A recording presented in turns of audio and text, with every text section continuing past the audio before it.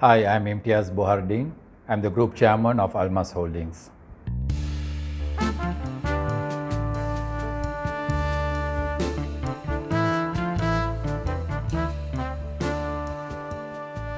For my background, my father started a business empire. So from small childhood days, I was like following him, and he had many businesses. I used to go to the factories, the offices, the shops, whatever that he had. So from small days, I used to look at him and was thinking of business is my line. It's going to be. So that was my career path I was looking at. So I have 4 sisters, so everything was on me on business side of it. I had no choice kind of a thing. Of course, I could have always done something, but it was quite something big happening, so I had to be part and parcel of it. I started after my schooling in 1980. I started the work with Dad. Since then, around 96, 97 period, I felt like, because at that time the country wars were going on, some situations in the country still, then I felt I should go out of the country and do something on my own. So that was the turning point on my side of it. At 4 o'clock I'll get up in the morning, then have morning prayers I do at home, and certain days I go to the mosque early morning, finish that and come by around 5:30, 5:45.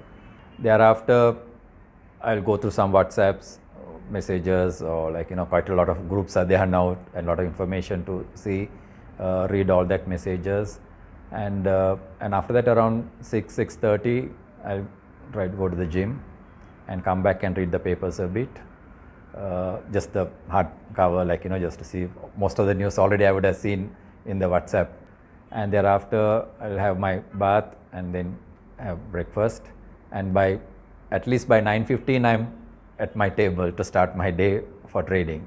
So I have never missed a trading day, I'm always there. Wherever I'm going, when I'll carry my computers. If I'm abroad or anywhere, I'll make sure all my appointments timing is all done past after 2:30. Although I don't trade on a daily basis because I'm more on a long-term investor, but I like to still keep watching the market to see the behavior, what are the things happening.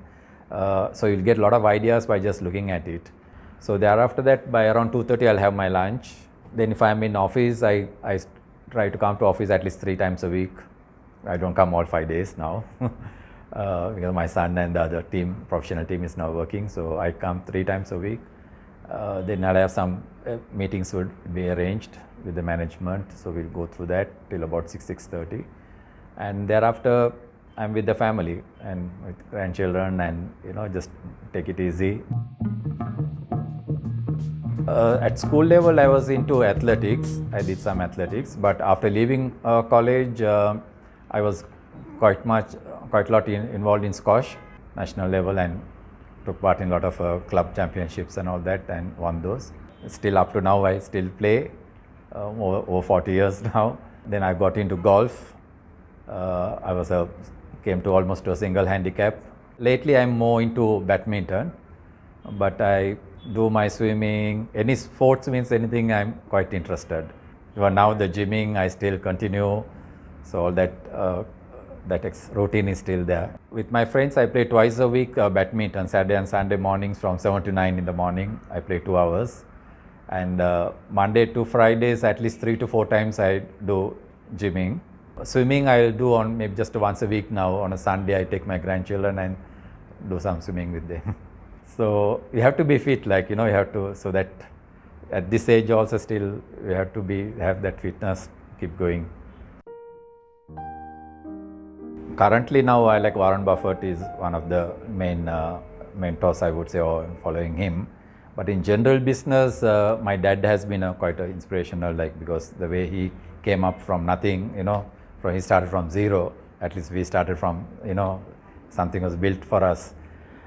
So I really admire him, the way he started, and he went into about, I would say, more than 20 different businesses. Then I would say locally there were quite few there, one Mr. Rafiq Osman, he was earlier the chairman of Expo Lanka before they sold out. I used to admire him from those days because he also had like 30, 40 different businesses, and he was quite a religious person. Then those days, even Lalit Kotalawala, he was at those days he used to be quite a big businessman and used to started a lot of businesses. Now maybe like Dhammika Perera is in that scene, I would say. Personally, I'm not too much like looking at them, but I admire them the way they have come up and they're doing businesses. So one of the places that I was at when I was in St. Anthony's College from grade 1 to 5, I was boarded in a teacher's house. They were like Christians, right? I used to go with them sometimes to the church, and because she used to take me for her, this thing not to for anything for me, but I used to just stand and wait, the church until the services are over and to get back together, take her back like that. Like my early days was like that, so I didn't have a proper religious studies at young days. I would say I'm still a moderate religiously. I do my prayers and whatever can I do my these things, but I won't call like a very kind of a religious person. But I would say within me I do the best. One is prayers, another thing. The other thing is like charities is another area where I can contribute and do from whatever like earn. So that's one area that I want to do in the future also in a bigger way. I won't say although people think we do like white list and all those things, that I'm kind of a very religious guy, right? But I do all my prayers. I try to whenever I can go to the mosque, even like for morning prayers, and nothing bad I do. So I try to do whatever good through religion. So, and that brings in a lot of discipline. So your 5 times you will see whenever there's a meeting, even the time is up, I'll get up and go. Even trading time, I don't look for anything else. Time means I'll go and do my prayers and come. That I never missed, right? The 5 times, that's a normal thing that every Muslims have to do. But a lot of people give excuses for that. But I do my on time. I do all those things. I'm quite active in my socials, like in Twitter and all that. Very rare I get some bad comments or someone try to, put something about me. But I take it, I don't take it badly or anything like that. Everyone will have to have their own say. Sometimes some people think that I'm too positive or too optimistic, but that's my nature, that I believe in that. So that's what keeps me going to be successful. When I came out of college, I'm the 83 badge. So if you really see the 83 badge onwards, we had the 83 riots started, right? And then thereafter the war started with that. Then we had the 88, 89, the JVP insurrection was there. And from there onwards, every time the war went on for about 27, 28 years, it continued. And bombs going off all over in these places, from the airport to central bank to, everywhere. So while we were doing business, it was really a difficult time. We went through all that. Then thereafter, last 5 years, we have seen the constitutional crisis, right? They saw the Easter attack. Then we saw the COVID coming, and also finally the economic downturn that we went through. So I've gone through all these bad periods, and we have survived as a nation and quite resilient, everyone.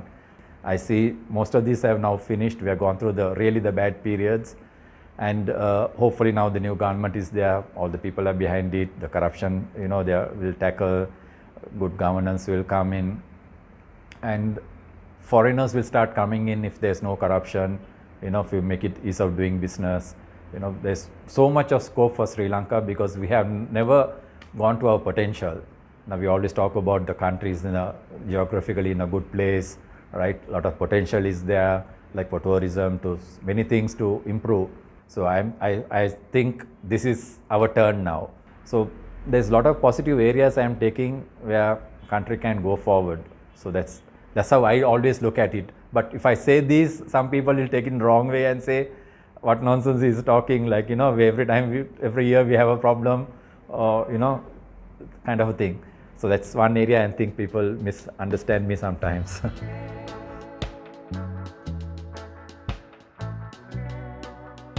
Looking at the world history, it has always bounced back. There's nothing continuously going to keep happening. Some countries, okay, you have recessions, all these are man-made things, like, we call numbers, you have a GDP number, this number, that number, like, time to time you keep changing those. So to suit however you want, like, we are a country like, we are like 8, 10%, 12% interest rates, right? And we went up to all the way up to 30%. And during that periods also, most of the big business have survived. Of course, a lot of SMEs are still suffering. But you see, other countries are sometimes 2, 3%, 4%. And when they want to increase 0.25% interest, the whole markets comes down. And it's a huge problem for them. But we are surviving with much higher rates and that kind of, I'm just saying one example like that. So for me, it's like, I don't take it too much. It's a concern for me. I always look at the bigger picture. So that's why I say always you have to be in, it's not the timing of the market, like, especially it's you have to time you spent in the market. So that means you have to invest and wait. And that's why I said earlier also, like, I invest and I don't do much during the day. That's the time I just keep reading. I keep just one eye on the this thing just to see how is the turnover, what are the shares going up, or what is especially anything happening there. Other than that, I'm just reading about other things. I'm just waiting. Maybe I invested for 3 years, 4 years, 5 years. I'm not ready to sell. But a lot of people do the mistake is when they see a 2%, 5%, 10% gain, they quickly want to take profit out of that. And next day you see it has gone another 10%. Right? And over a period 6 months, suddenly you see the share would have gone 30%, 50% or 100%. And then you say, no, I couldn't enjoy. But you would have waited about 2 years in that share. And as soon as you start seeing going up, you start selling. But when it had gone down 30%, you had not done anything. You're just sitting on it on bad days.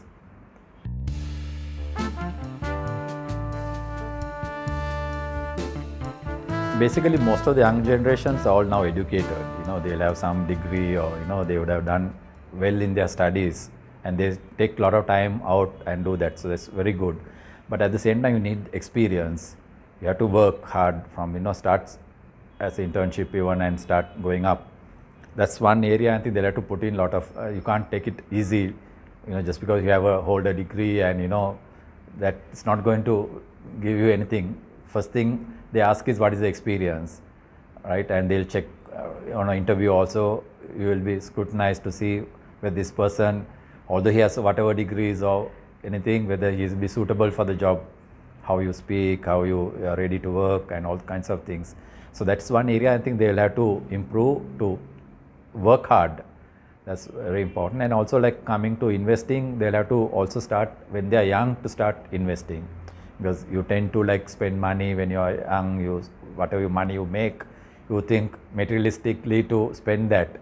You want to buy the best of watches or clothes or travel and eat, and that's where your focus is. But yeah, you can do that, but at least put aside at least 15-20% for your investment, and look at next 40-50 years how you can grow this and compound it. Compounding is they call it the eighth wonder of world.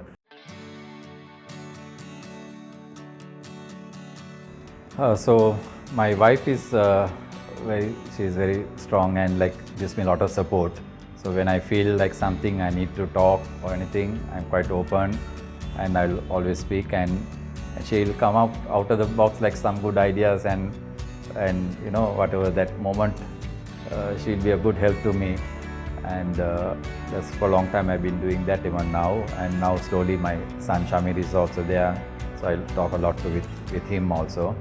So since they are slowly taking over, I'm grooming them, so I'm quite, I would say I'm in safe hands, like they are already learning the business well, and they are all ready to like kind of take over to the next level, like.